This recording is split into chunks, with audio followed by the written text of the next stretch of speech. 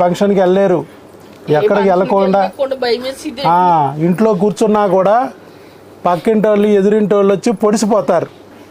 మనం వద్దన్న వాళ్ళు వస్తారు. బయటకు అడుగు పెట్టలేకపోయిందండి, నరకం చూసేసానండి. నిజంగా పిల్లోడు పుట్టేసరికి నిజంగా చాలా ఆనందం వేసిందండి.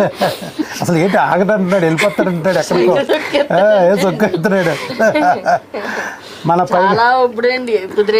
మా దాంట్లో మెడిసిన్ వాడిన ప్రతి ఒక్కరి పిల్లలు ఇలాగ యాక్టివ్గా ఉంటారమ్మా, చాలా యాక్టివ్గా ఉంటారు. ఆయన ఏం చేస్తారమ్మా మీ హస్బెండ్? పాలకేంద్రం అండి. పాలకేంద్రం, పాలలాగా పుట్టాడు పాలకేంద్రంలో పిల్లాడు, మిల్క్ బాయ్. ఓకే, ఇక్కడే వాళ్ళు వాడేకే వాళ్ళకి రిజల్ట్ వచ్చాక మాకు చెప్పారండి. ఓ మీరు వచ్చారా ఫస్ట్? మీరు వచ్చాకే వీళ్ళు చెప్పారు.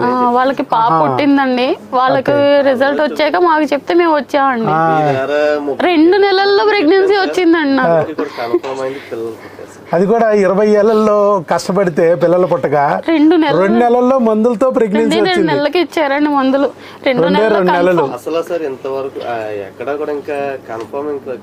నేను ఆశ వదిలేసుకుని చచ్చిపోదాం అని ఇది లాస్ట్ అండ్ ఫైనల్ హాస్పిటల్ అని వచ్చానండి. వీడియోస్ కూడా చూసాం సార్, చెప్పలేరు, ఒక్కసారి ట్రై చేయండి, ఒక్కసారి చేస్తేనే వచ్చేది సార్ ఫైనల్ గా.